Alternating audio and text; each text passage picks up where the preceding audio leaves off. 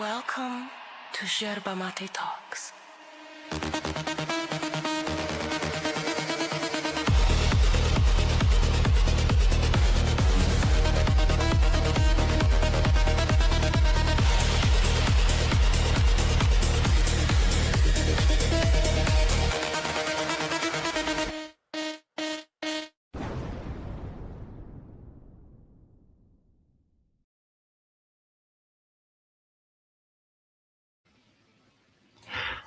Welcome to the Aftershow. There we go. I am Max. This is Kat. And we have the one, the only Issa with us. How are you doing? That was a legendary debate. Probably one of the best of all time. Yes, best debate of 2026 so far. In contention to be the best debate of the year. Absolutely amazing. I had a lot of fun. It was a roller coaster of emotions. Like it went up, it went down. It was happy and sad. It was amazing. I'm watching the cat. If he's going to attack me, but looks like no. He's cool. He's roaming. Okay, no. Chillax. Relax, cat. Relax. All right. Mother. Chode. Damn you. Okay. No. Okay, let's get the link to the people and we'll get started. No. Don't do. You damn feline.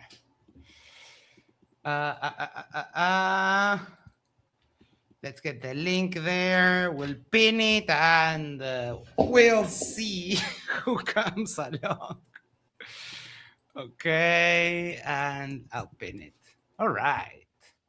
Before we go, make sure to do the social thing is like, share, subscribe, send this to your friends, send this to your significant other, go to the corner, yes, the corner of your street, and you'll subscribe to Yerba Talks. And that way we can share that up for the channel. Mike Macarius asks, what's with the cat? He's crazy. You'll get used to it. Oh my God. I think I told you not to say that here. You're on thin ice, free your brains. Calm down or you're going to get the boot. All right. The link is there. If anyone wants to come and join us on stage, feel free to click the link and you'll be here in no time. Pinning, 1 second, pinning. There we go. All right. Okay, so we'll get started. Issa, you had the task of doing the opening. How do you feel? Well, you did the opening, you did the presentation, and I have a couple of questions about that, and then the classical question that we have at the end of the when we have the debaters here. So you took care of the whole presentation in the opening. Why was that? Did you coordinate? I know that you know the argument and so on, but how did that come about? Yeah, David, Dr. Wood and I talked about it, and we discussed that I would do it. He's been doing a lot. Like, he's doing double duty. He's taking care of his kids. He's doing a lot. And he did a lot during the debate. It was very impressive. Mm-hmm. Despite all that he's going through, he's taking care of his kids. He's dealing with nurses. It's pretty amazing. So he gets a lot of props. All right. And the typical question that I ask when we get the debaters here, do you feel that you accomplished what you set out to do with the opening? Oh, 100%. I actually didn't even insult Islam. I just basically took the position that you have to believe these texts are real. In fact, I think I made a better argument for Islam than my opponents did. I took the position that Muslims should take. You know what I mean? That these texts are real. Yeah, you might have some difficulty if you literally, connect them, but it's the position that the Quran says. The Quran says that these texts are real. So you have I to take that completely agree. Yeah, thanks. hello, Thanks, Kaja. Kajan. We have Assalamu our alaikum, internet. Batman. Ramadan Mubarak to you guys. Thanks. Ramadan Kareem. Ramadan Kareem, Valentine's Kareem. Silly. What other holiday? Oh, it's soon it will be Halloween. St. Patrick's Day Kareem. And Oh, Purim, yeah. too. Kareem Purim Abdul-Jabbar. Kareem Abdul-Jabbar. Well, Batman. Which Batman actor are you? Which actor? Not live action on that one, so I'm gonna have to go with Kevin Conroy. Okay, alhamdulillah. So what I feel is that Dr. Wood What is and a safe choice? I feel Dr. It's always the safe choice, and it is the best and base. All right. Yeah. Stop about the Batman talk. Please, go ahead. So what I would say is that Dr. Wood and I accomplished our goal. The point was we looked at what the Quran said. And the point is, if you take this position, it doesn't necessarily just say Islam is false. The thing is, one can do that. That's fine. But a lot of these Muslims that are doing this, I would say they're kind of from more of a Wahhabi perspective, is that they're afraid of dealing with these texts. But the point is, I think later on I showcase it. I said, this is one of the creeds. You have to believe in the books, not, phantom texts, not, texts that are not here. And I think what we did really well, ultimately, was there in the opening is there was a preemptive strike. I was like, I knew that this was going to happen. They're going to say several, because it's the same type of arguments. It's what they call the so-called Dawa script. It's the same repeated arguments every time. The argument about, it's not perfect confirmation and Muhammad. All that stuff comes out in the second thing. And none of my arguments were refuted. Not one of them was refuted, right? Throughout the entire debate. So clearly it's kind of scary to deal with them because I'm taking what the Quran says. And as my partner said, it's not just taking scholars. Whose scholars? Which scholars do we see as valid? Name one scholar! That was it. And which scholar? And I'm like, Ibn Abbas does. But I'm like, first of all, I'm asking the question. That comes later on. We'll talk about that. But I'm like, Yes. I'm asking a question. I'm not going to respond to a question. I'm asking the question. But it's ridiculous. But I'm like, naming the scholar doesn't even prove the case. We had a case. We had an argument. And I think we accomplished everything that we set out to do.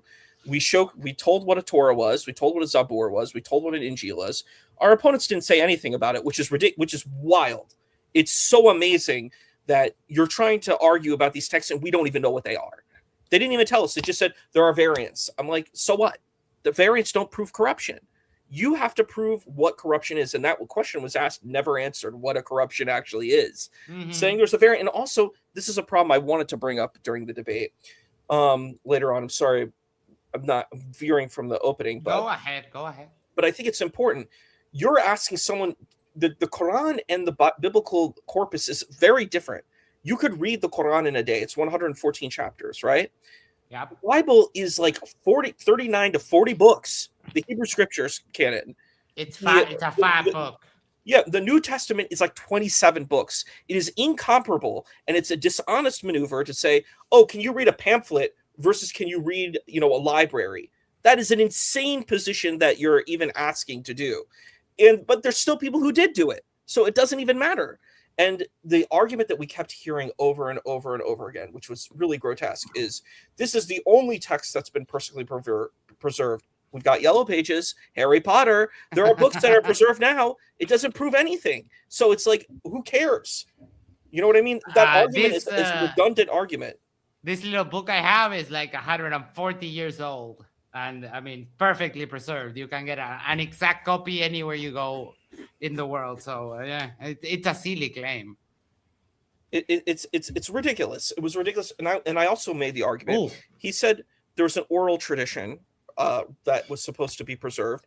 The Vedas have been orally preserved very well. The Vedas have orally been preserved very well. So that's ridiculous. Pretty much most of these texts have stable preservation. And he couldn't even prove what stable preservation was. So these arguments all failed. But I'm sorry that I digress. I'm going to stick to what the opening was and what I feel it was right.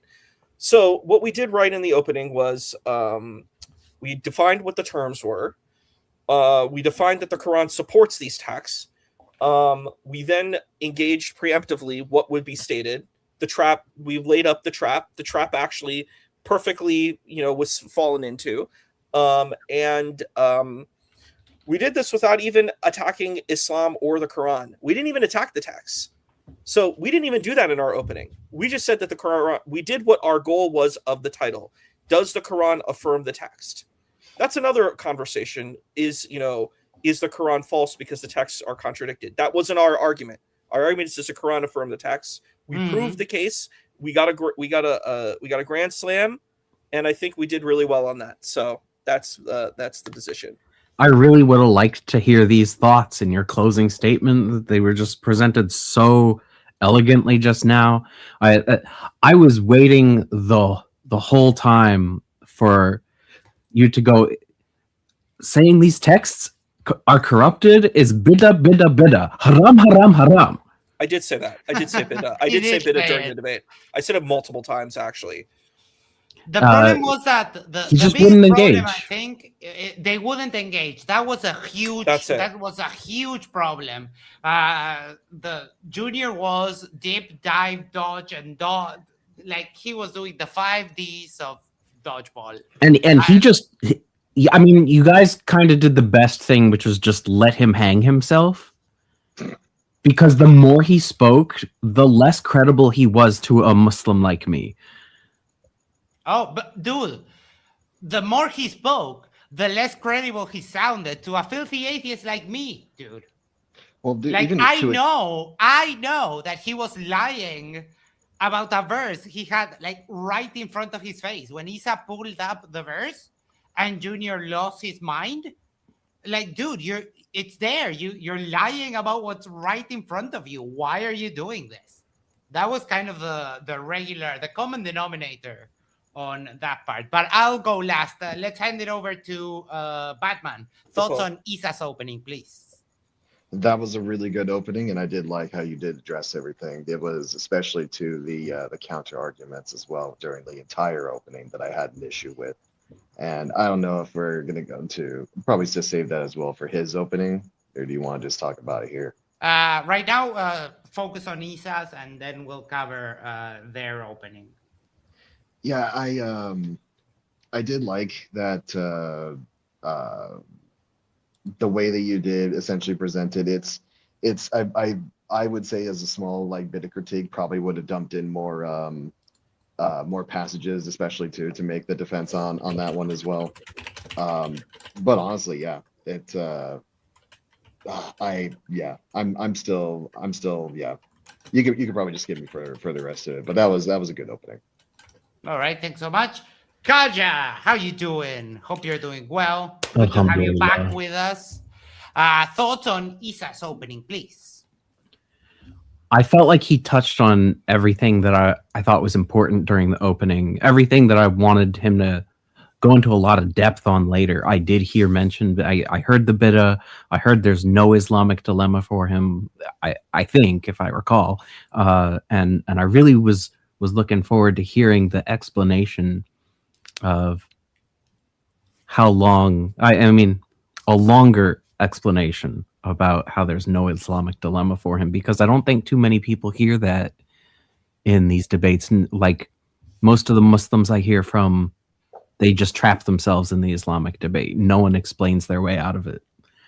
And I've heard Issa say some impactful sound bites on the subject. I mean, if you don't take the position of corruption, then there is no Islamic dilemma. You can basically say that there's new things that are coming. Like, for example, if you want to get to the nitty gritty, the New Testament contradicts the Old Testament in some places, and the Quran, let's say, instead of contradict, let me overwrite. I think it's a better thing. Or abrogate, and the Quran does the same thing to the previous book. I don't think that's a problem if you don't take the corruption. But it's like a Windows update. in particular about the textual corruption, and I think Issa and David Wood, they proved their case. Like, what did I tell you about your opening? Hold on. I think it was a perfect opening. The only one argument, and it's because it's the one that I like, because it's the one that I say, is that you can't claim that a text is corrupted if you don't have the two versions to compare. If you don't have an authenticated original copy and another one with one text, if I just have this book in isolation, I can't claim that it's corrupted, because a corruption is a comparison between two things. If you don't have two things, that's it. You can't claim corruption ever.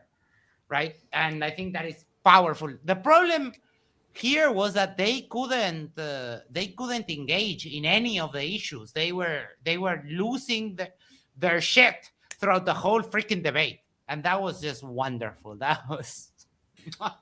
Can I give a slight response to that? The reason why I didn't do that is because my position is I'm affirming the Quran. I'm not engaging abrogation. That would be good for a rebuttal. So if I was if we had a rebuttal position, I would have rebutted that. I would have used that argument. Because I do think you need a source text. But I didn't think I needed to do that, because I'm affirming the Quran. The Quran states that these texts are real. That's it. I don't have to prove anything else. I show the Quran shows what I say. And what Jvnior did is he's like, well, I'm going to show you another verse that contradicts. I'm like, Jvnior, that hurts your position, not my position. Yeah, you're saying that the Quran contradicts itself. And I said that in my closing. I said, you're finished, dude. This is not a smart position for you. The thing is, you need to get the Quran to reconcile itself. If you're going to say, well, the Quran is against this, the Quran says all the people are going to burn in hell. I said, here's 262. How do you deal with that? He didn't deal with it. He just said, well, it's some Jews at some time. I'm like, what you're doing, it's called speculation. I could speculate on your verse too and just say, yeah, that just means people who are disbelievers. It's not really Jews and Christians. I can play the same game. It's not hard to do it. If you're going to play speculation, I can speculate too and make it speculate in my favor. You know what I mean? I can cherry pick someone who will take my point of view. This is ridiculous. You know, especially with the verse that he brought up, you can speculate so easily on. No, but I think that the verse that you brought up on that, I think it's very clear that if you're a Jew and you practice Judaism and you follow the law and you worship God, you're cool. If you're a Christian and you follow your book and you worship Jesus and God and the Trinity and you do what the book tells you, then you're also good. And if you're a Muslim, you follow the Quran and you're good.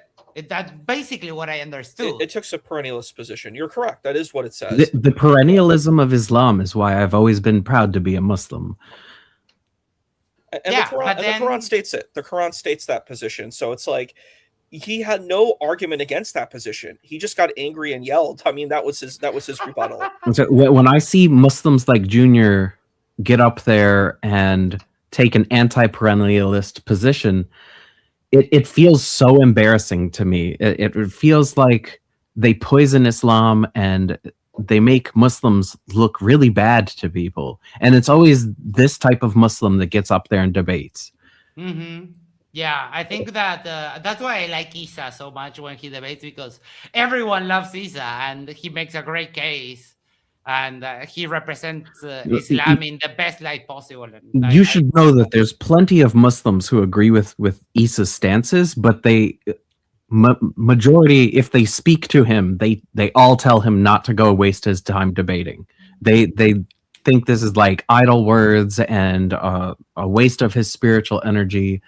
Like the concept of going out to argue is largely viewed as not the best thing to do in our background of Islam. But the other day that you came here, I messaged Issa like, hey, Kaja, like he's really cool. He has a sense of humor. We had some laughs. He kind of scoffed at the other Muslim that was completely losing it. I liked Kaja, and I was very happy to meet you. Gravity hits hard for 20 Australian dollars. Thank you so much. That is very generous of you. Hi, Max. Big fan. Take it easy. Thank you. That is very kind of you. All right. So then we go into Jvnior's opening. Oh my God. I have no words. So, Issa, what did you think? Oh, I have for plenty of words. Junior's opening. I have plenty of words. I think, simply put, he did not know the assignment. Using Gen Z language, he missed the assignment. Yeah. It was very clear what his job was. His goal was like, I want to show the Quran is awesome and amazing. That's not what this debate is. The debate is, does the Quran affirm the previous texts? He didn't do it. He didn't do the job. That's terrible for an opening. Your goal is you have to show that there's an abrogation. He can't. All he told us was, the most he told us about the Bible was that there are variants. He didn't. It looked like what he did is he chat GPT'd some scholar for one sentence. Really bad. It's bad scholarship. It's bad scholarship. What he needed to do is, if he wants to prove his case that it's unstable, he would have to prove that case, but it's not. I already showed it in my opening. He didn't engage in my opening, where I said this is still stable. This is very. We have to look at ancient scholarship. Ancient texts are in a very different realm than texts now. And it's really dishonest to say, well, 1,400 years ago, everything has better preservation than something that's 3,000 years ago. Of course it will, because you had different materials, you had different technology. The Yellow Pages is going to have a better kind of preservation than any of the texts from the ancient times, because you have a different kind of system to do that. It's a ridiculous, fallacious argument. Also, it doesn't prove anything. It doesn't prove the text is false. I said, your argument relies on global conspiracy. You have to prove that all of these texts around the world were globally corrupted. You can't do it. You don't have the evidence to prove that. It's a nonsense position. He couldn't do it.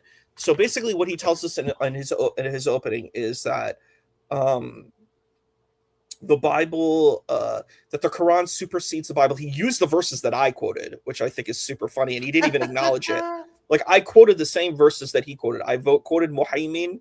I quoted all and I actually engaged it preemptively. I said, even if you have a Muhaymin and you say it's a supreme authority and you take that position, it can't be a supreme authority over corrupted texts. The texts still have to be textually preserved. I already engaged tahrif. So, it's tahrif amana and tahrif anas. The textual corruption and the corruption by interpretation. The classical scholars, as I stated, took the position of interpretive corruption. Someone like Ibn Abbas took this position, exactly what Dr. Wood said later on through Ibn Kathir. We see this position is taken. It makes logical sense. It's not that the text is wrong. It's that people will misinterpret the words of the text to benefit them. And Dr. Wood is also right that it seems that a lot of what we saw in the arguments was misinterpretation of these texts to suit the agenda. It's like this fulfilling prophecy of what we saw. I think the opening was very, it wasn't really like, I'm not trying to hate on the presentation, but it was like, I'm sorry, like compared to my presentation, like he tried to say it's manly. I'm like, it was really flat. Like, it didn't have a lot of dynamics, didn't have a lot of pictures, it didn't draw very much. It used a lot of black, stale backgrounds and words on it. And he didn't really engage with the text that he put on the slides. He kind of just had them sort of like as, background imagery. His slides were sort of like NPCs using Gen Z language. But yeah, it didn't flow very well. Like, what he basically was saying is that the Quran is awesome. That was really what his position was, which is not the debate. And that's the problem. What he did is he's like, I'm going to insult the Bible. I'm going to insult the Torah. I'm going to insult the Zabur. I actually preemptively dealt with that too. I'm like, what's wrong with the Zabur? You want to say, and I mentioned this, I said, the people have a problem with the Torah because they believe the Torah says certain negative things. You can read the Hadith and find negative things. So what? It's an irrelevant position. You read the Zabur, it's the Psalms of David. There's nothing really problematic for even a Salafi Muslim there. You know what I mean? Mm-hmm. Like, there's nothing that's like blatantly, like flagrantly horrible to a Muslim there. But they've never read the Psalms, so they have no idea. That's the biggest problem. They've never read any of these texts. They just claim they're false because they've never read them, which shows extreme ignorance and arrogance wrapped into one. It's a bad position. The big problem with the gospel for them is that Jesus is Lord. That's the big argument, that they would have a problem with that. And you can have an argument with that. I think that you can interpret that in many different ways. In Islam, even standard Islam, Jesus is considered kalamullah, the speech of God. They say that Issa kalimullah, right? Issa Right. ruhullah, Jesus is the spirit of God. It says that. It says that in Islamic stuff. Kaja knows this. He's heard the zikr or the dhikr where they have this. They state this. It's there. It's a part of the Islamic sources. So Jesus having like supernatural elements within even standard Islamic tradition is not a problematic position. So you can reconcile that if you want. But that failed. So basically that opening failed. And should I mention Rain, where he had like a couple minutes like afterwards? Wait, I just remember one thing. The one thing that I told you, the appeal to Bart Ehrman fallacy. Oh, Like, Bart oh Ehrman my was popped up in there. You're correct. Bart Ehrman Every came up in single there. The appeal to Bart time. Ehrman fallacy. Holy cow. Yeah, Like, Bart. why do they do this? Oh, it was insane. He brought up Bart Ehrman, and they do this a lot. They're like, here's a scholar that goes in this, and I'm like, are you gonna quote Michael Cook and Patricia Crone? Patricia Crone and Michael Cook are scholars, academic scholars who do not agree with Islam. They believe in Hagarism. I'm like, you don't even know these scholars. You don't know the scholars who critique Islam. You'll take a scholar that critiques Christianity, but you're not going to take Orientalist scholars who attack the Islamic narrative, the historical Islamic narrative. This is disingenuous and it's dishonest. What we can do is say there's different levels of truth, and you can say there's a historical academic level of truth. There's a spiritual level of truth. That's a fine position. But don't go and attack the Christian narrative through academic scholars and then not be ready to be prepared if someone uses the same thing. And I brought that up in the debate. I'm like, get out of hypocrisy, dude. Stop playing the hypocrisy card where you're like, I'm going to critique all these things. And I also preemptively stated, I'm like, they're going to bring up King James Bible. I knew they were going to bring it up, and they did. And I said, okay, you have the ESV, the KJV, you have the New American Standard Bible. You have tons of different translations. So what? There's so many translations of the Quran. Muhammad Assad, George Sales, Marmaduke Pickthall, Yusuf Ali. I mentioned this in my opening tube. Sorry, I forgot to mention that. But I'm like, none of that's mentioned. He's just like, the Bible's wrong. It's bad. I don't like what it says. Well, I don't like what the Bible says. Okay, too bad for you, bro. And of course, Jews. Like the nonstop Jew was like, I'm like, I had to punch back. I'm like, Jesus is a Jew.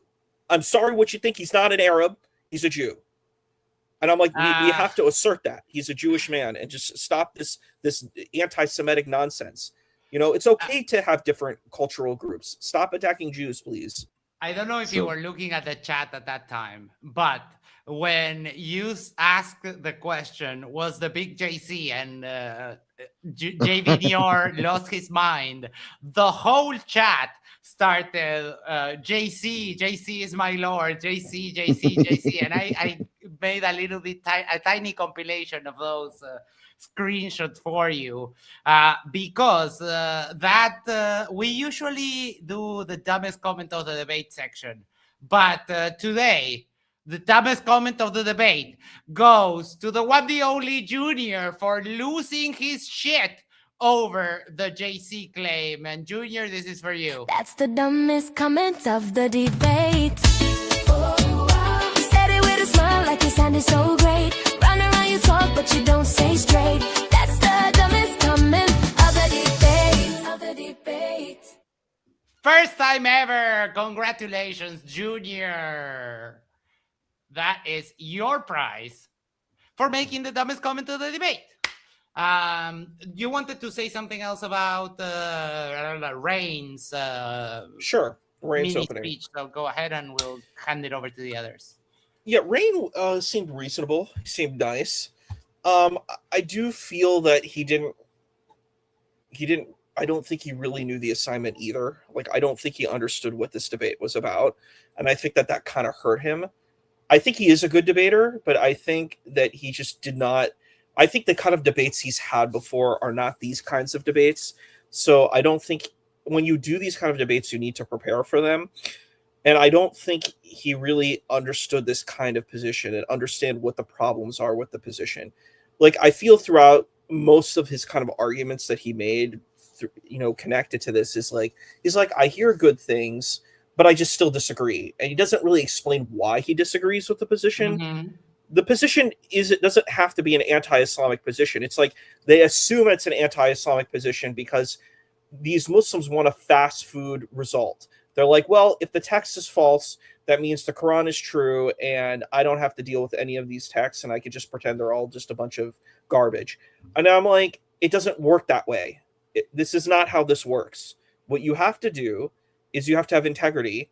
And if you're going to make this claim, you have exactly what you said, Max. You have to have an original source text that was there. You don't have that. And he keeps saying Jesus is a Muslim. Did Jesus do shahada? Did he wa'aqimu salah wa'atu zakat wa'samu ramadan wa'hajj al-bayt? Did he go and, fast Ramadan? Did he give zakat? Did he go on pilgrimage to Mecca? No.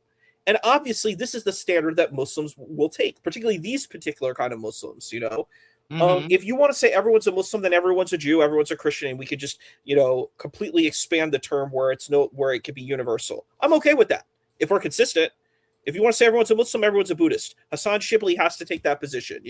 Hassan Shibli's like, yes, that's not, maybe Buddha was Muslim, but when you say you're a Christian, that's not really, the case. That's not how it actually is, because you don't actually believe in God the way God's supposed to be believed in. And I'm like, okay, so you're not taking a universalist position. Thus, you can't actually call people a Muslim. The only way you can call everyone a Muslim is if you take a universalist position where anybody who's like a true believer, you can use whatever insert word here, and that's how it works. That's how you do it. So this rant about Moses being a Muslim and Jesus, it's nonsense. These people were Israelites. They were Hebrews. They were Jews. They did Jewish spiritual practice. There's nothing wrong with that. They wore tefillin. They wore tzitzit. They had mezuzah. They had the doorposts. They did these types of Hebraic Jewish practices. There's nothing wrong with that, and it's okay if Muslims do salat and do zakat and Ramadan. There's nothing wrong with people doing different spiritual practices at different times. But to deny these people's heritage and deny their spiritual practices is dishonest, disingenuous. It's lying, it's grifting, and it's charlatanry. It's a charlatanry type of position. So it's like an oy vey shmir. It was completely insane when I was listening to just the whole kind of thing. But I think Rain overall was grounded. He was very kind, and he kind of, and at least at this portion, we can talk about later what happened. Said some very dumb things. Well, I know you're too kind to say, but he said some very dumb things. I don't think he really knew what this stuff was. And I think he's like, yeah, the Bible's corrupted. And I'm like, that's not good for you, man. When you say it's corrupted, it hurts your position. And that's ultimately what I reinforced. And I think this is where they failed. They just were like, I'm going to attack the Bible and the Quran is great. And I'm like, no, that's not the assignment. The assignment is, if I was going to take their position, let me pimp their argument. I'm going to pimp their argument. Okay. If I was defending their position, what I would say is, I'd be like, okay, the Bible is a correct text, but this is not the text that we use now. The Quran supersedes the Bible. So the Bible is true, but there's a supersession of it. I would not make the argument of abrogation because it's a stupid argument, because God doesn't abrogate God's own words. It's just a nonsense position. I would use an argument of supersession, saying this thing is superseding this other thing that used to exist. All of it's true, but this thing supersedes. I don't believe this argument. This is not my argument. But if I were to take the argument, I would make an argument of supersession. So I would say affirmation versus supersession. That's what I would have done. Yeah, I mean, that's the only way that you can keep... and you can make that argument, and you can say, well, the Bible supersedes the Old Testament in a few parts, so you can keep up that chain as progressive revelation. And I don't think that gets you into too much of a theological problem. I mean, you can deal with some of the logical consequences of that argument. Batman, thoughts on Jvnior's or Jvnior? Issa, thank you for saying that. I laughed my ass off. Senor Jvnior. Jvnior. Batman. Yeah, so much like with what Issa said, I also have a lot to say about what he essentially had in his opening. So Yeah, not only was it funny, he did use the exact same verses that Issa did, but a couple of the other things that were still funny about it too is not only does it say, yeah, people of the gospel judged by what Allah has revealed therein. Get back to that thing too with the even during the discussion was the whole thing with Injil. Where does Injil come from? He wouldn't acknowledge that it was literally from the Greek Evangelion. So Yeah. like it only affirmed like that, and not only that did I find interesting, but um one of the things that let me see here because I end up saving this as well.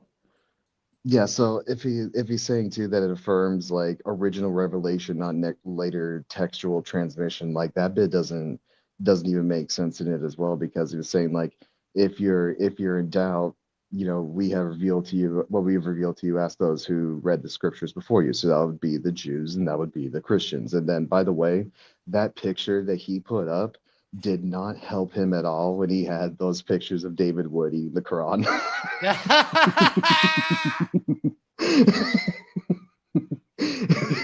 Then he had Jesus on a cross with like the all cross shattered and stuff. Yep. broken. Yeah. And that was another thing that like in that slide that he had before, because I had to save those. And the whole thing about like, yeah, there's people that have like the entire Quran memorized. It's like, yeah, no, they don't. They'll have like sections that they have memorized, but then it's also the bit too of like there's people that know how to recite like parts of the Quran or whatever, or the Quran like in Arabic, but they don't even know what they mean. That ends up being like a huge like other thing too, even though they'll have like contests and stuff like that too, which ends up being like a total thing as well. And then like saying like people don't have like the entire Bible like memorized.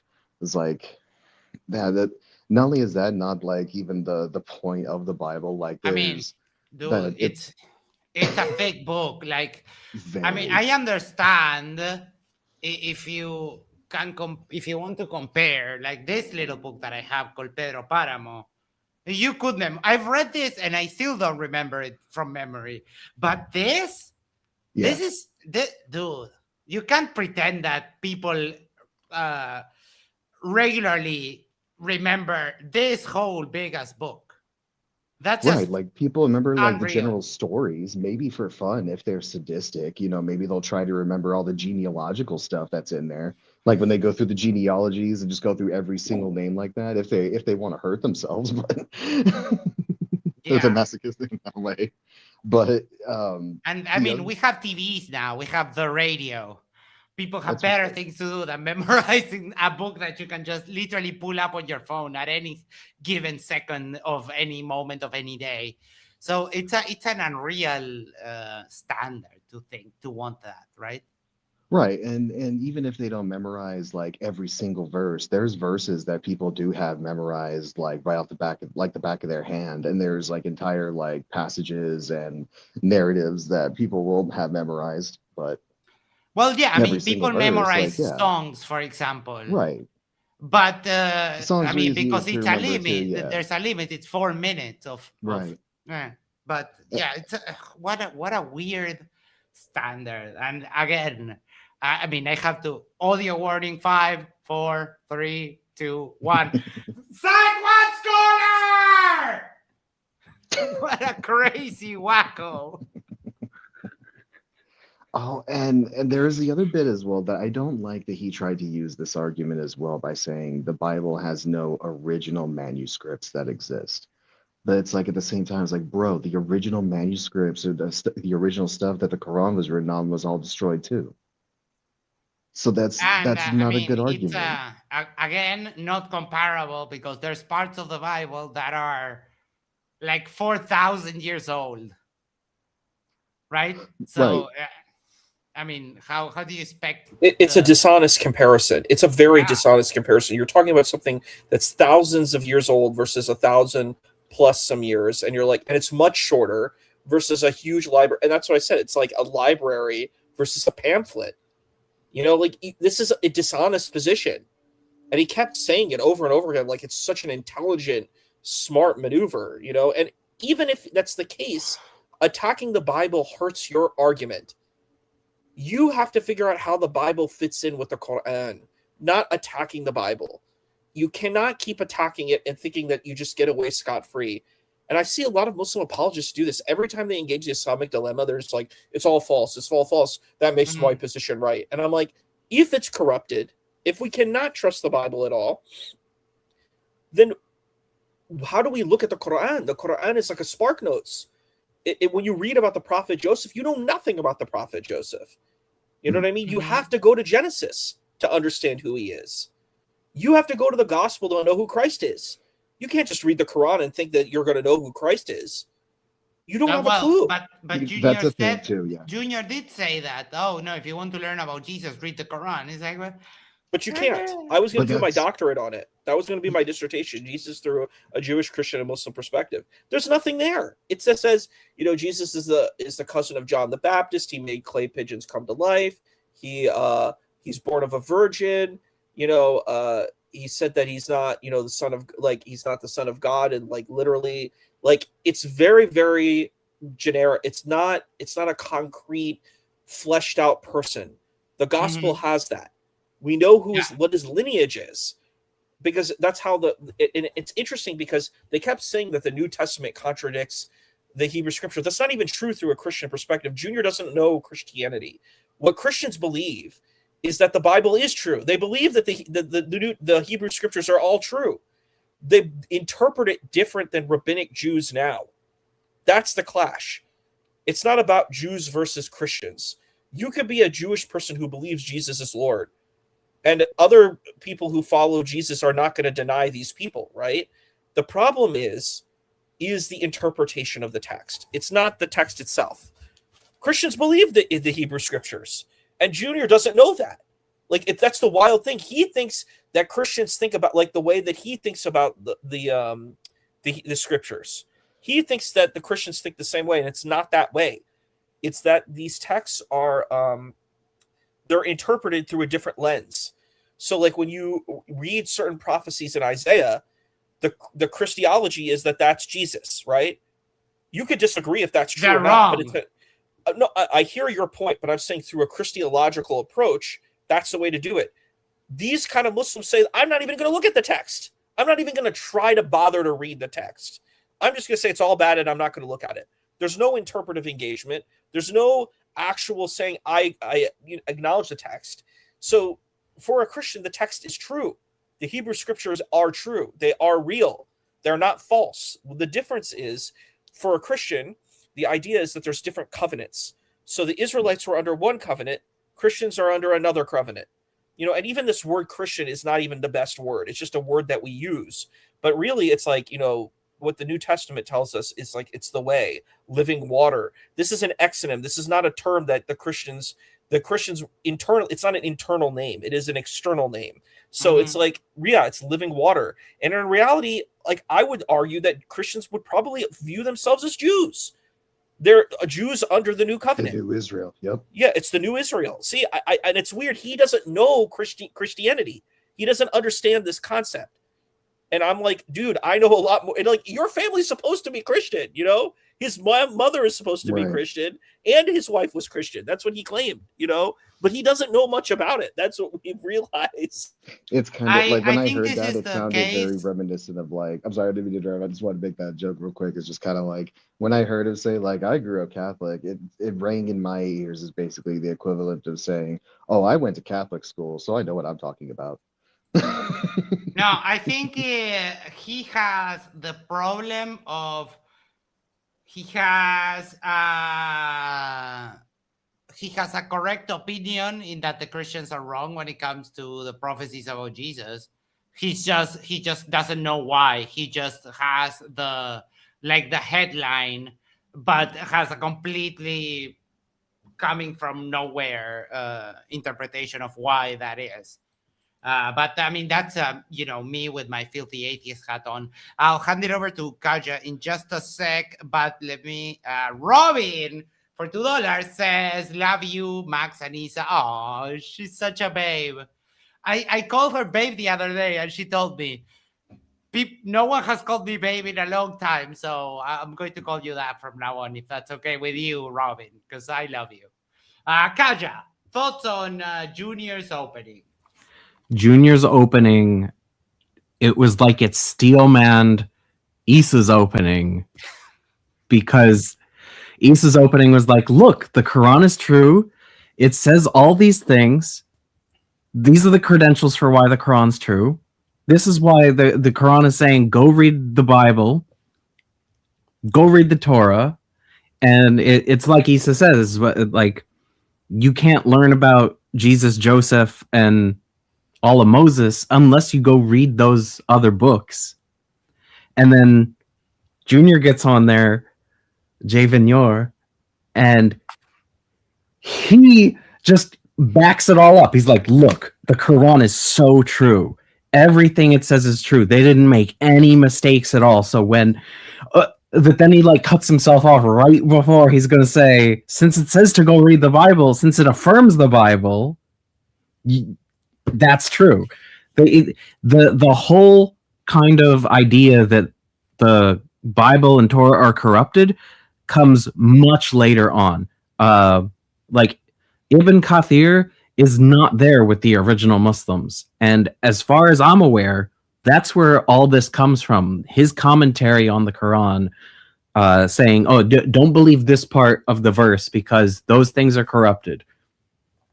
And I don't agree with that statement. I don't think that the Islamic dilemma breaks what Issa and I see, because like for David, I forgot what the W stands for. But for David, it really breaks it for him. David Wood, yes.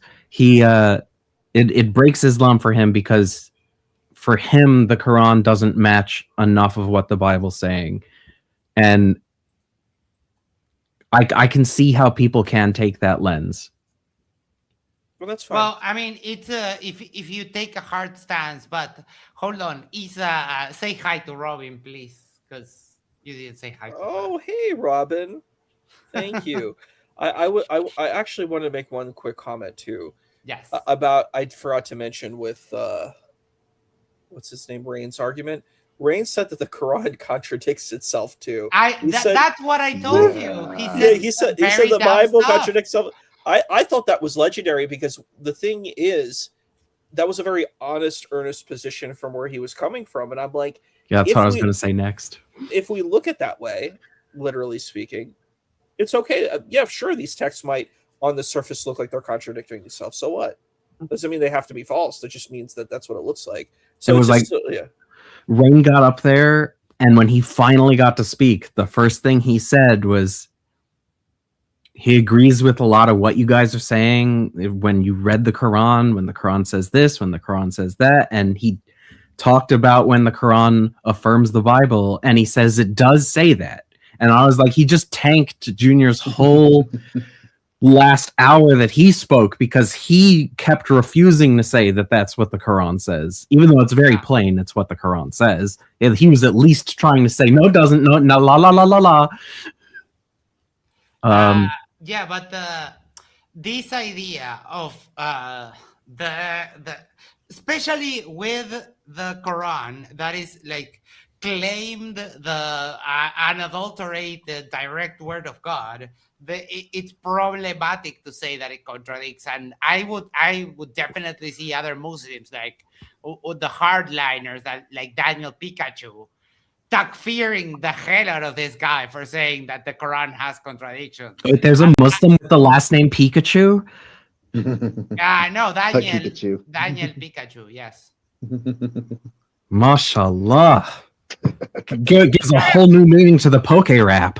No, wait. It's Daniel Hakikachu. I just call him Daniel Pikachu every time. His name is Hakikachu. Alhamdulillah. So, I'm taking that too. Daniel Pikachu. I actually am a Superman today, and I wanted to show Max. Take a look at this. Okay, hold on. Hey. I'm making you big. Oh, yes! Oh, my. Where did you get that? I ordered it online. I just wanted to show that to you. Oh, boy. That's... why? I was hoping you were going to pull out the Superman logo, so we've got Pope, Batman, and Muslim Superman. I'm Super Uruguay man. Yeah, that is I'm awesome. Super Uruguay man. There's you have to Batman and I'm send Super me- Uruguay Man. You have to send me a selfie with like just the shirt. I was planning on buying you one whenever I get myself over to the Thank US. you so much. You know, I got one a little bit preemptively because I said I got to be Super Uruguay Man, and I was wearing this That's whole cool. debate. I had my That's Uruguay cool. here. I didn't notice that, but Yes. damn, that's awesome. That's one of the most beautiful jerseys ever. Ooh, I And saw I don't the- even like football. color. I love that color. Blue is like my jam. So Oh yeah, sky blue in particular, right? Yes. I love Sky it. I blue. like turquoise, sky blue. I Yeah. love colors. And the thing is, guess what? Junior's gonna hate it because it's the color of Israel's flag. Oh my god. I hate Israel. I hate Jews. I hate Jews. I hate Israel. That was like literally like 90% of the debate is I hate Jews. I hate Israel. And I said, Dude, did you know what? everything he said. Issa, Robin asks you, why did you name yourself the Small Prince? The small prince. Ant-Man. Yeah, the small Prince of Peace. You know, my name's Jesus, like the Prince of Peace. Mhm. Uh-huh. So I'm a small Right. Prince of Peace. I'm an Ant-Man. I'm an Arambu Manithan. It's I just said small ant person. That's in Greek, that's the Myrmidon. Yes. The ant people. Guess what? You know more Greek than Junior does. Well, language is one of my skills. You notice how you tell me a word and I will generally remember. I might have to ask you a time or two to refresh my memory, but I generally remember. I'm very quick with language. But you know, Junior's an expert at language. We saw that. Oh my, he knows Yeah. absolutely nothing. I even like in the open discussion, we're going to segue onto the next section. In the open discussion, well, actually in the Q&A, but someone asked him to recite a specific verse of the Quran, and he couldn't. And he showed, like, he outed himself. And Issa was reciting it at the same time. I saw Issa's mouth moving, and I messaged him like, "You're muted," because I noticed that he was reciting it. Oh, that was hype. Yes, that was good. So open discussion. A lot of it was taken by Jvnior and David. Oh my Cohen, god. But we have to say that Issa, every time Issa opened his mouth, Jvnior just went into a spiral down the drain. We had the "Give me one scholar!" Yelling. We had the whole getting mad about Issa saying the big JC. And a couple more times that every time Issa spoke, Jvnior just went downfall. The funny thing was Issa had 4 scholars right on lock, and he just didn't want to answer the question. He could have went bam, bam, bam, bam. It didn't matter because it was just a deflection to not answer the question. That was the point. scholars didn't matter. I wasn't playing his game, and that Yeah. was it was like, look, I'm asking the question, and you're deflecting from it. And I said, even regardless if I quote these things, I said the early scholars do, and it's a majority of them do. There's not any scholars who really are against that position earlier on, including Ibn Abbas. But the thing is, it's Ibn Hazm who comes in the 11th century, which I said, but it's just like he couldn't deal with that. But I want to tell you what the verse was. It's إِنَّ الَّذِينَ كَفَرُوا سَوَاءٌ عَلَيْهِمْ أَأَنذَرْتَهُمْ أَمْ لَمْ تُنذِرْهُمْ لَا يُؤْمِنُونَ. And the translation is, this is why the person asked the question. It says, for those who persist in disbelief, it is the same whether you warn them or not. They will never believe. So the point was, it's saying it's fatalistic. That was the Right. point they were asking Jvnior, but Jvnior didn't even take the time to look it up. You know what I'm saying? Jvnior could have looked it up. But I did learn like how When I try to teach peaceful Islam to the Salafis that I meet online, I often quote that verse for them because I feel like they just will not believe in peaceful Islam no matter how many times we try to explain it to them. Mhm. This is a little bit while we talk. I'll just show you a little bit of the JC love that everyone got, because as soon as Jvnior started, like, you have to apologize and so I love on, this. the people started praise to JC and JC's my Lord and Savior, JC is King, and no one got offended. No D- one. Does dude think that like he's gonna get offended if people call him Jay instead of The big J. Jvnior?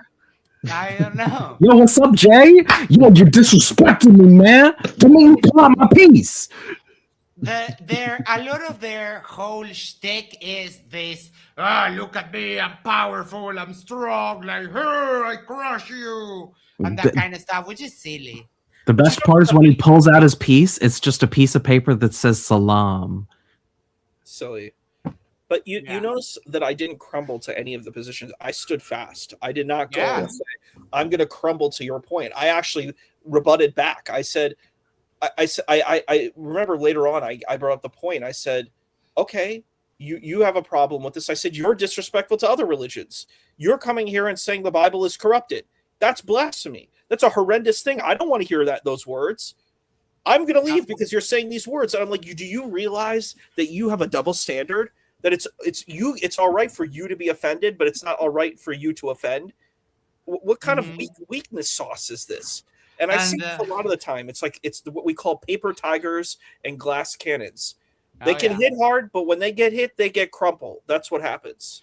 And David Wood's comment was like, oh, they're Sufi, they're very chill, or something like that. And I was like, yeah, dude. Yeah. Like, don't you realize Issa, like, he's chill. He didn't mean it as disrespect. And I said, Issa is the least offensive person I've ever met, head to head with Dr. J. And Batman was like, facts. Yep. Yes.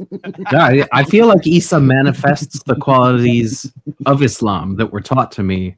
And like, I'm not as studied, I'm not as learned as Issa is. Issa's Thank you. I appreciate it. Issa's going to be the scholar, Absolutely. but I'm going to chill out and watch Tiny Toons. You know he's the embodiment of patience when he puts up with my bullshit.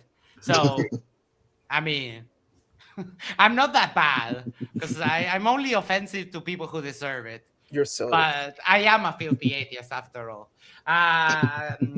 Let's go to the, what did you think of the open discussion? I need to go to the toilet. I'll be right back. It can be summarized in one word, but it's basically repeated. Just Jvnior being Jew. Oh my god, he just would not stop talking, and all the questions were for him basically, which didn't help any. The dialogue was rough. I agree with you 100%. It was so rough, Pope. Like the idea that he just kept like getting angry and upset, and he's like, look how this is. And then I think the worst thing was the 7 ajwa dates. Like that took the whole debate where he said you can eat 7 ajwa dates and have a poison, and we're like, this is a medical misinformation. Please do not say this. And the point is what David is saying, in traditional Islamic narratives, mystics do not care about these things, but in the traditional narrative, there's this story about Khaybar, where the Prophet of Islam was supposedly went to this place and he killed a bunch of Jewish people, and then they didn't goes need to a bring Jewish that up. woman's house. Huh? I was like, yeah, they didn't even need to bring that up in the whole debate. It's not even what the topic was about. No, but the thing is, I think some questioner asked that point, but like, I don't know exactly what it was, but somehow that rose up, and then they said that. Oh no! I know why he brought It it up. started because of the death of Muhammad, and Jvnior was just contradicting like what the Quran and the Hadith say left and right. So when the topic of Muhammad's death came up, that's when it turned into that. No, but it's also because the Jews are weak. They can't do anything. They cannot succeed. Yes. When David brought it up and said, oh, they didn't succeed. They succeeded in taking out the Prophet of Islam. That was the point. He said he got murked by the Jews. You think the Jews are so weak? He got murked by them. And I was like, oh, God, this is embarrassing. But I'm like, Jvnior, you fail, because the thing is, you are taking a strong path. You're saying that your Islam is the true Islam. You're stuck with Hadith. You have to follow all the hadith. You have to follow it literally speaking, and you're, subjected to all the scholars. Well, guess what? If you're following Sahih Bukhari to a T, it's in Sahih Bukhari. And that's it. You're stuck with that, dude. And you could take, I'm going to take a spiritual approach in this type of thing. You could say, well, this is some metaphysical, metaphorical narrative, and it's not really historical. You could try to take that approach, but that's not Jvnior's approach. Jvnior's approach is like, this is what it is. And I'm like, and he's like, the Jews failed, they failed. And I'm like, dude, you're not, you don't control the land of Palestine. If the Jews are so unsuccessful, why are you a refugee outside of Palestine then, dude? Like, you're self-refuting. The Jews have been successful for 75 years. 77 years now. 77 years that they are controlling the territory. It is a Jewish country. It is irrefutable. Whether you don't think it's real or not, it is a country. Pakistan's a country. I don't think Pakistan is some legitimate narrative of a country. It's just Muslim India. That's literally what Pakistan is. It's Muslim India. Bangladesh and Pakistan are Muslim India.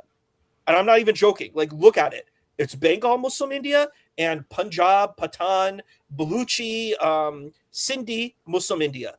I just want to push back a little bit at the chat right now that's saying Muslims won't claim Issa. We absolutely claim Issa with great zeal.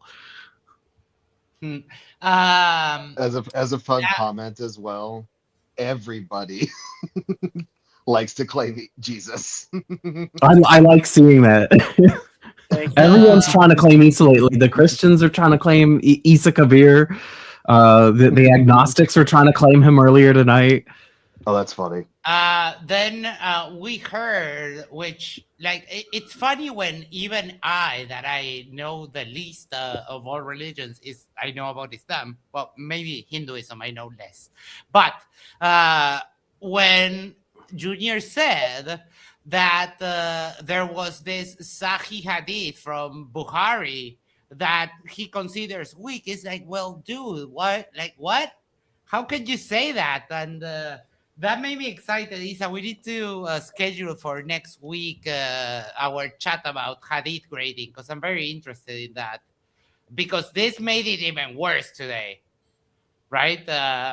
Him claiming that a Sahih Hadith from Al-Bukhari was kind of bogus or whatever he claimed. Like, that's weird, right? Very weird, because I don't think he knows the grading of Hadith.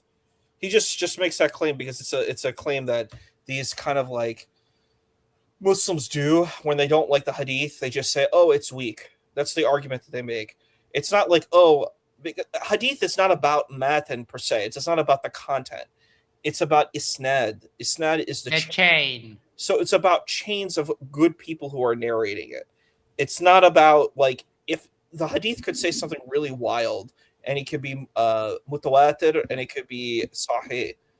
That's just not how Hadith work. It's not based on if you don't like what the material of the Hadith says. Right. It's not the Hadith science. So, like, Jvnior doesn't really know. He doesn't know Hadith science. And it was really disgusting when he tried to, Yeah, it's very weird to go into, like, a topic that even someone who's very little familiar with the sources, I understand that Sahih is good grading according Authentic. to the highest rating. You can get. But he doesn't like it. It's like, oh, yeah, that's Sahih, but it's fake or whatever. Like, okay, sure. Well, I guess. Sorry, go ahead. As we come from a Qadariya background, Abdul Qadir Jailani said that you can reject hadith if you're in a state of dawah, which is like a state of attaining all seven consciousnesses and a melting heart. And in Hanafi Islam, which is also we're Hanafi school of thought as well, it says you can reject a hadith if it conflicts with reason. And I'm sure most everyone in the chat right now has a good grasp of common reason that we use internally to ascertain if someone's lying or not. some hadiths are so wild that it's very easy to just use your intellect, your reason to realize when obviously a hadith is nuts. They're Right. basically fan fiction of the Prophet Muhammad. They're written like a century after he died. Just a month after Issa's sheikh died, everyone was arguing about what the sheikh taught. Right. Yeah, I mean, we have that with people that are alive today, that people misunderstand what they said, what they mean, what they did. So I press X to doubt Hadith. So that, but I want to learn more about it. That's why I asked Issa if he would teach me what the Hadith science is, so I can make a more informed decision. Right? Yeah, we'll do an episode on that. We can even use you can use my textbook because I'm taking a hadith class now.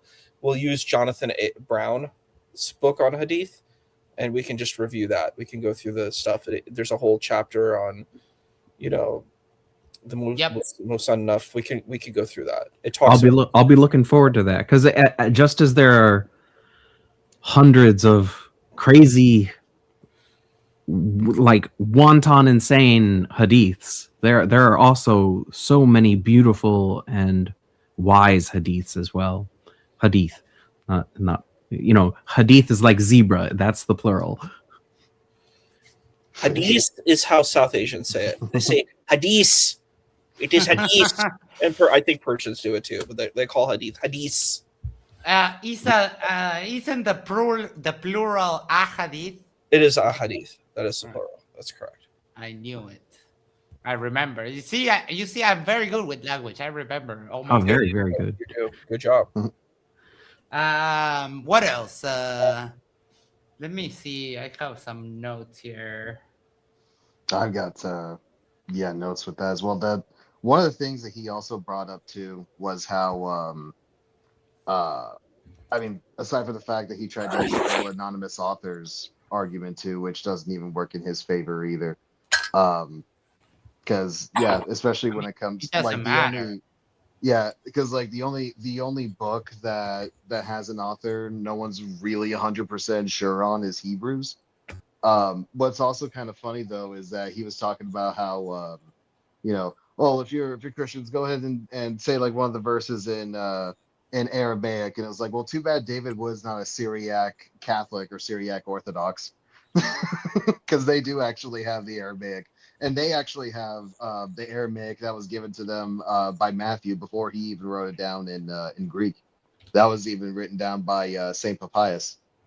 And one of the things that's also kind of interesting with it too is that when he was also talking about like the canons too, is like the Bible was already made into a single canon by like 412, especially too, like in text. It was basically compiled in 382, but it was basically all like translated into especially the Latin Vulgate in about, I think it was 402. I think it was 402. And then, so by then, basically, like any Bible that was essentially like around, there was already like a single canon well before Muhammad was even born. Now, this is another case of, I think he makes a correct argument, but for all of the wrong reasons, because he is right. The Gospels are anonymous. And, but it doesn't matter to the scope of this debate. Because even if it is anonymous, the Quran says that the Christians are supposed to judge by them, and that's it. It's very clear. The verses are there.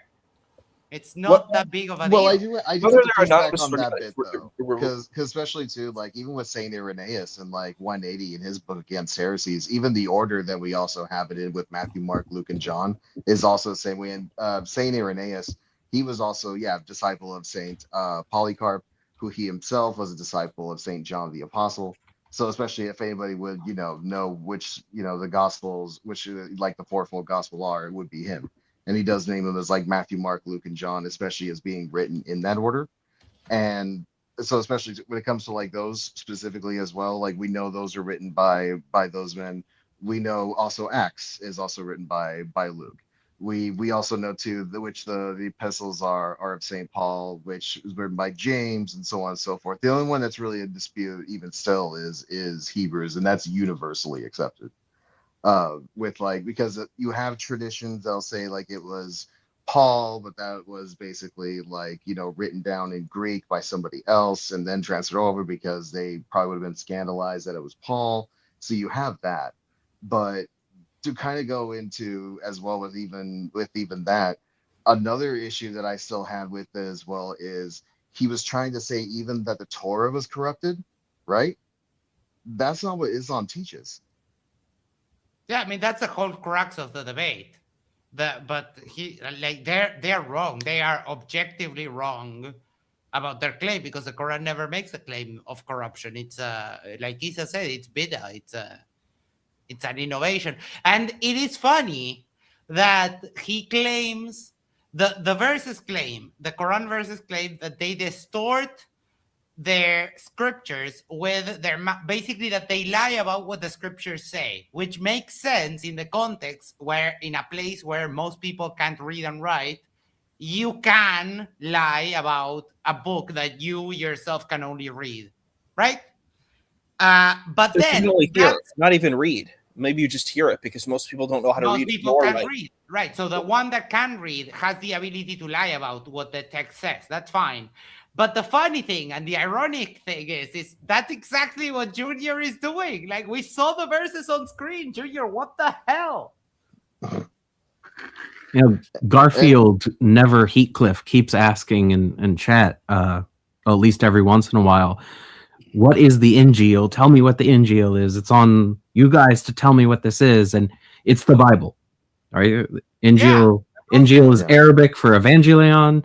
And there's a book called Sega Genesis Evangelion. It's a manga.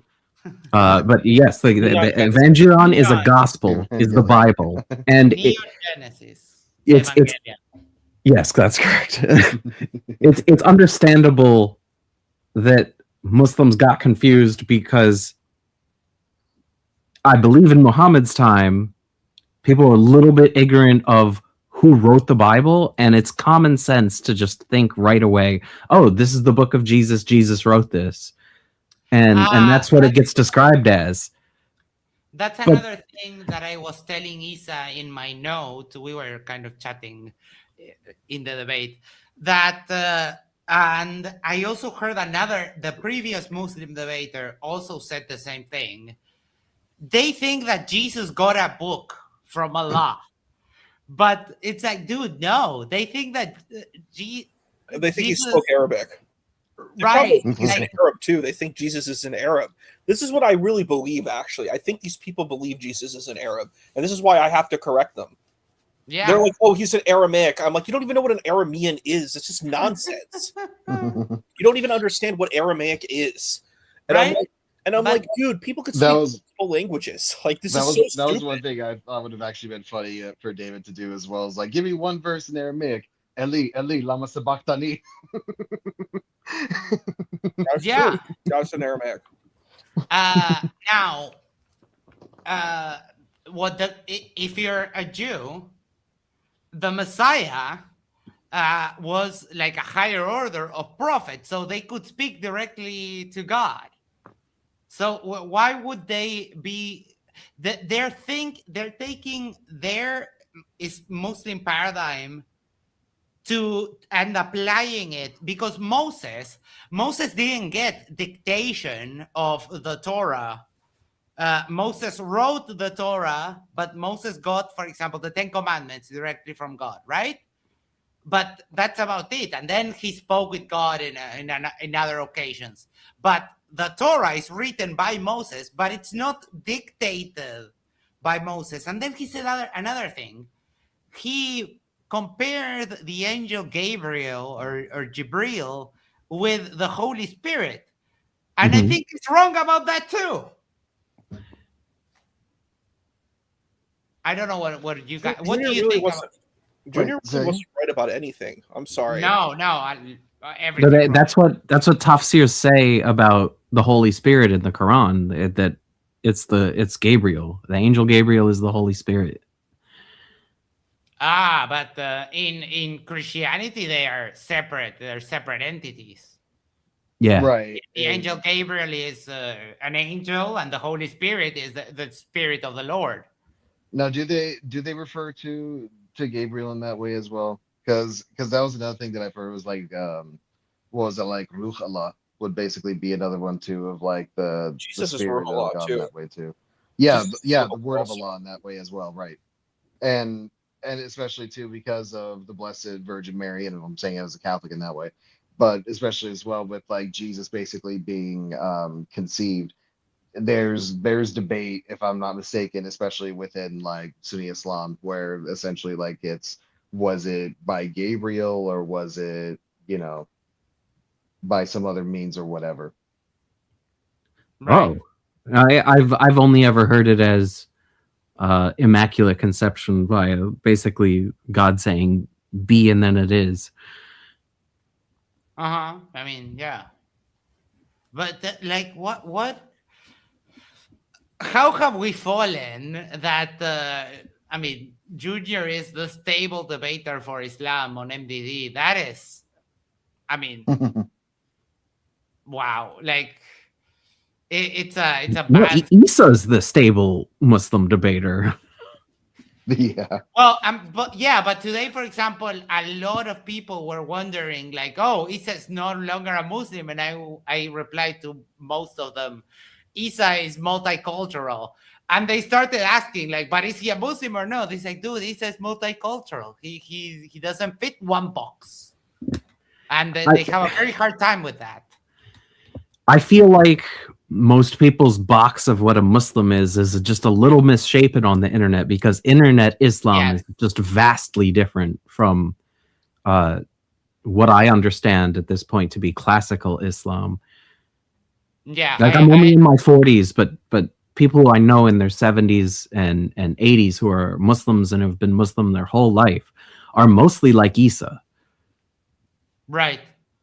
But yeah, no, the internet, the world of Islam is quite different, and I agree with you that I think you and Issa, for example, are far better representatives of what Islam can be and should be than these other people that are just absolutely insane, right?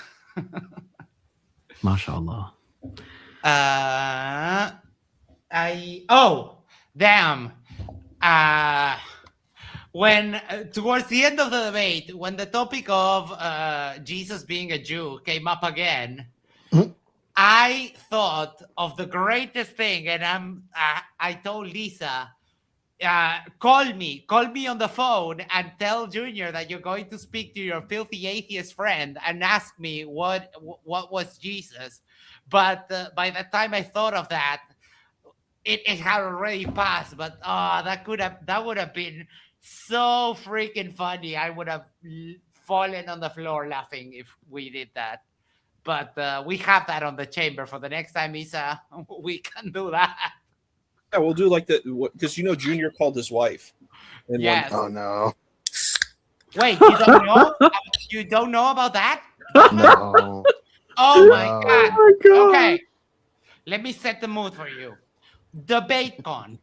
Conference in a hotel. Jvnior's first debate on MDD. They were talking about violence against women in Islam. Oh, I know So this the- one. so I do the know this dude- one. The dude grabs his phone, calls his wife live on the debate, puts her on speakerphone. Hey, baby, how you doing? Oh, here, I'm struggling with the baby. She's been a little bit fuzzy, yada, yada. And then he goes like, hey, I'm here in a debate. Let me ask you a question. Do I mistreat you? Have I ever hit you? Am I violent to you? And it's like, no. Well, baby, I'll call you after the debate. Bye-bye. And then hangs up. And I was watching it live. I lost my mind laughing. How are they supposed to refute that? I mean, that's it. I'm converted. Mashallah. Alhamdulillah. I swear that was just. You'll be saying Halloween Kareem to some Americans in no time. Oh yeah. I mean, we've had Grace Thorpe sing during her opening. We've had all kinds of wacky, quacky stuff with Nadir Ahmed and with a bunch of people doing weird stuff in the openings. But we have never had someone call their wife in the middle of a debate to confirm their point. I mean, what kind of a fallacy is that? Like phone call fallacy? I don't even know. I don't even know. But that would have been freaking great if we did that. All right, let's start rounding it up. Let's do final thoughts. We'll start with you, Issa, because you seem tired to be. So we'll wrap it up for tonight. Tomorrow there's a debate tomorrow on MTD, but one of our friends is also debating, so we are going to take a look at that. I forgot to put the link on the debate, but the after show is already scheduled. It's going to be Astronomy Live versus Alan, the Blob, on the topic of celestial theodolite. If you know, you know. If you don't, go watch it, and we'll talk about it right after. So, Issa, final thoughts. Oh boy. Yeah, there was just a lot of interesting exchanges. Like the 7 Ajwa dates, we didn't really go deep into that. Like I think that was just insane. The 7 Ajwa dates, Jews. Like it was interesting because I was thinking about his debate with me about Hamas versus Israel, and he just couldn't stop talking about Jews. He's like, first you see like the Jews are good, the Jews who support Palestine are good, but then he spent the whole time telling us how bad Jews are. I'm like, which is it? Are Jews good or are they bad? And it seems to me like he thinks that Jews are bad. He separates the prophets from Jews. But I'm like, this makes no sense. Who are these Jewish people? Like they're chosen, but they're not chosen. And I'm like, which is it? Why is there Bani Israel? You have to engage that argument. You can't play this game of trying to flake. I know you don't like Jews, and that's too bad for you because pretty much all the prophets and a bunch of holy people are Jews. So like that's just really stupid and dumb. And that is the narrative between Judaism, Christianity, and Islam, is that these Jewish people have some special place in the spiritual narrative, and that's okay. There's nothing wrong with that, but you got to get out of hate. And it's like it's a struggle. It's a struggle bus, and that's part of one of the problems with Israel Palestine is there's this rough hatred about Jews. Mostly because nobody knows what Jews are. They don't know what Jews believe. They don't really understand what a Jew is. And Jvnior clearly demonstrated that he has no idea what a Jew is. And it's basically this word for the boogeyman. I was going to bring that up, actually. If I had more time, I was going to say, what is a Jew? A Jew is a boogeyman for these people. It's just some bad guy. It's some amorphous wizard bad guy that you see everywhere. It's not a human being. It's not a person with a story. It's dehumanizing. It's actually what happened to the Irish in the United States. The Irish people were demonized. They were said that they were kind of like, demonic Catholics that are, going to take over America. That's why JFK should have voted in. It's the same narrative. It's the narrative of hate. We know this narrative well. It's the way that they view Arabs in America. I'm like, Jvnior, how do you feel about how Arabs are predicted in media? Look at Delta Force. Look at like 24, look at all of these types of programs. Look at Indiana Jones, where, Indiana Jones shoots the Arab who's trying to kill him with the sword, and how they're evil and deceitful and bad. You don't like Arabs being shown this way, right? You don't want Arabs being shown as these demonic, evil, monstrous beings that have evil, illicit sexual actions. That's how you show it, like a harem sheikh where he has a bunch of women and he has no control over his desires, and the women are, these poor damsels who can't think for themselves and are completely controlled by men. This is the narrative that you see about Arabs. Do you like that narrative? Okay, if you don't like that narrative, then don't show that narrative of Jews. He had an evil caricature of a Jew in his last debate, where he had the Jew with the long nose who's twiddling his finger. Yeah. Very, very racist. The racist caricature of a Jew. I'm like, how would you feel if you made that an Arab? How would you feel about Arabs are just these violent, barbaric terrorist beings? Look at Syria, where they have civil wars where tens of thousands of Arabs kill each other. How would you feel about that? You would be hurt and insulted, right? If Arabs are treated that way. Or how about how Palestinians are treated? Like, how would you feel if people just said Palestinians are all in cahoots with Hamas and all they want to do is terror? All they want to do is Hamsa Shackle, where they want to buy $5 shackle knives and go and kill people, and they don't want peace, they don't want a home. Like, you would feel disgusted by this narrative, right? That's a disgusting narrative.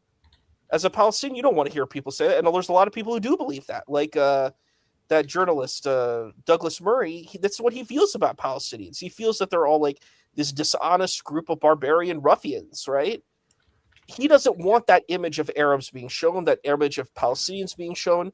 So he needs to get out of this hate, because if you hate, you will be hated. You live by the sword, you will die by the sword. So if you want to hate people, then you're going to be hated. So that's what I'm going to say. You want to hate all these Jewish people, people are going to hate you. By the way, it wasn't just towards Jews. That was also towards David Wood. Remember that he said he wished for David Wood to die. You did say that's true. Thank you for bringing that up. It was insane. Mm-hmm. And they said, I wish no ill will, but he said that he wanted him to die. Yeah. And he said to especially liars. And then he called David Wood a liar too. Like, we already knew he was directing it at David Wood, and then he was trying to like especially like add to it by calling him a liar. How can he call himself a Muslim? Astaghfirullah. It was really rough. It was rough. No, he was way out there, and he said horrible things about David Wood. He said that David Wood is the most evil, horrible peace person on the internet. He said that. I was like, wow.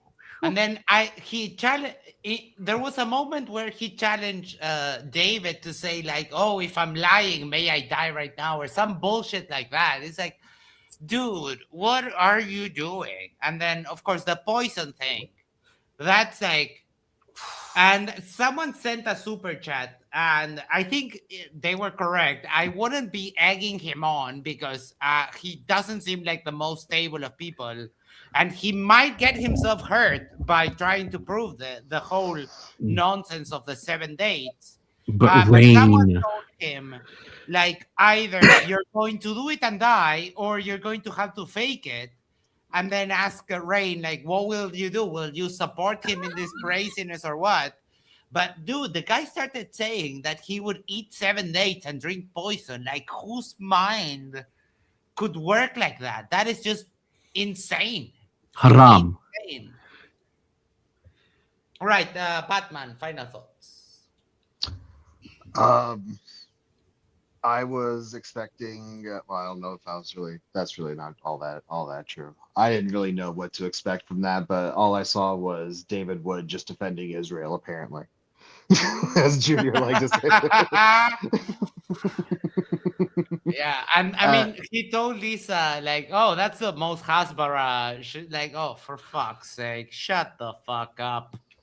It's a generic argument to keep saying Hasbara, because you know what, you could just say, you know, you're a terrorist sympathizer, you're a Hamas sympathizer. Like, you don't want that. You want to be sincere in your positions, because the same things can go and hit you back. You want to say take people in bad faith, you could be taken in bad faith. That you believe in a global caliphate where everybody needs to be subjugated under Arabism. Right. You can make that argument. If you believe in Jewish supremacy, people take the position of Arab supremacy. Like, he's not understanding that he has a weak position himself if he wants to talk about global supremacy. Because there are a lot of Arabs who believe they are better than everyone else. They say, I am the superior race over everyone else. And well, he did say it with the language. And what he doesn't understand is that a language having more words doesn't make it better. You know, because we that's why we moved away from that type of language, right? Bye, Tommy. We moved away from that type of language. That's why now we have verbs, we have adjectives, and we develop better ways of communicating. So yeah, even the Arab supremacy extends to the point of thinking that your language is superior, which, I mean, there's no way to make that claim, like, objectively. They're just different. I think that there's a reason why we moved away from Semitic languages, is that having a specific word for every specific thing, like someone explained this to me. In Arabic, you have a word for thin lion, you have a word for fat lion, you have a word for old lion. Now, in most languages that are non-Semitic, you have the word lion And you have a set of adjectives that you can use to describe and to modify the word lion. So you have the word old, the word young, the word tired, black, white, and so on. And that, I think it's a more useful way because you have less things to remember. It's more practical, right? And that's why most languages work like that nowadays. But he made the supremacist claim of Arabic being better because it has more words. And that's not an objective criteria, I would say. Sorry, Batman, we cut you off many ways. No, yeah, you're fine. Jvnior in that way too was the real star of the show. He yeah. Yeah,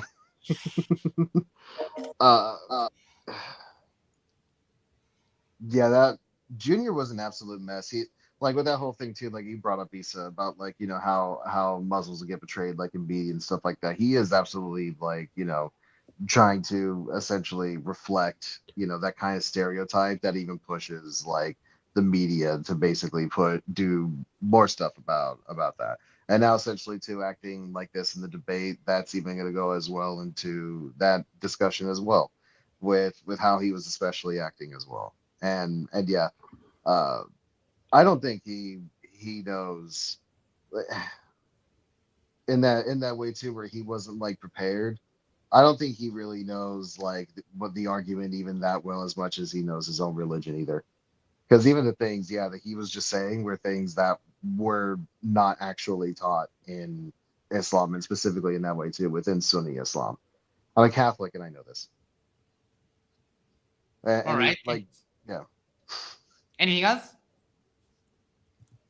No, that's fine. All right.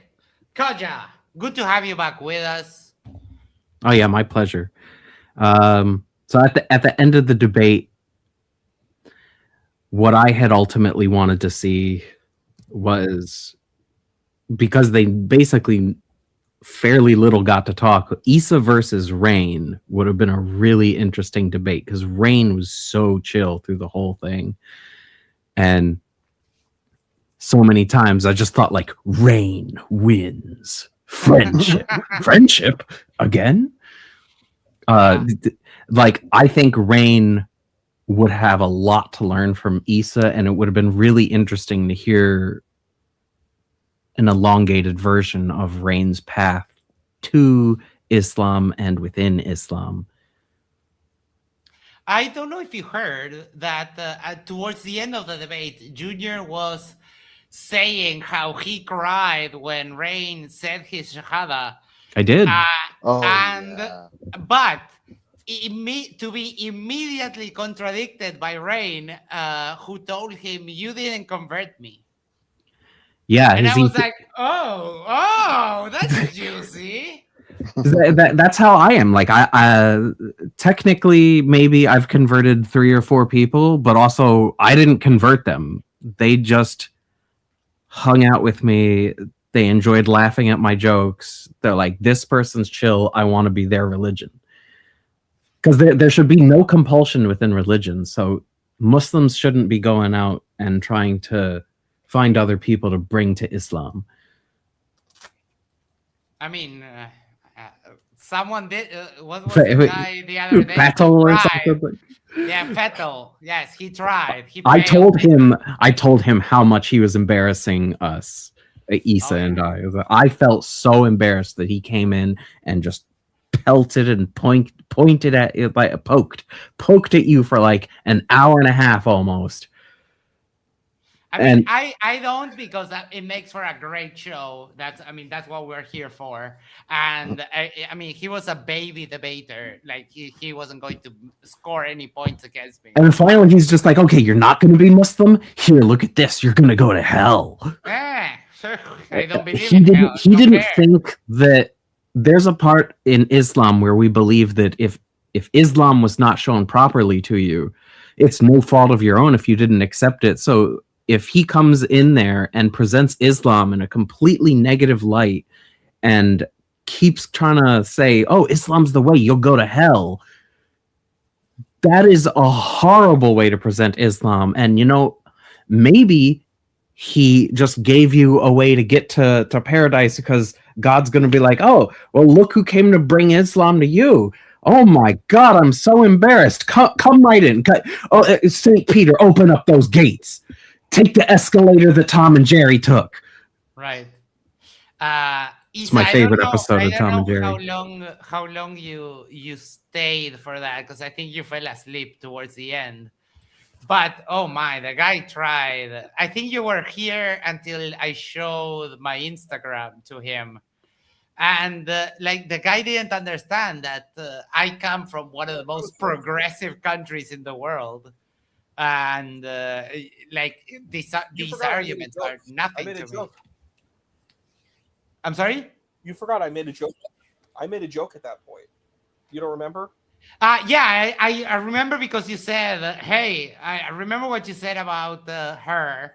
I said, hey, can I come to Uruguay? I said something like that. I made a joke about it. You know you're welcome here any day. You can stay with me. I was making a joke about it. I was like, oh, yeah, you know. I mean, that woman probably would like me too. So the Uruguayan ladies are you're funny. Pretty great. In our culture, that's a G-rated Instagram. I mean, she's a model. And the other thing someone mentioned, and I forgot to bring it up, that my country, my city in particular, has beach coast to coast. And people wear beachwear to the beach. So it becomes, one becomes sort of desensitized to a woman in underwear, because you see that from the moment that you're a kid and you're like 5 and you start having your first memories.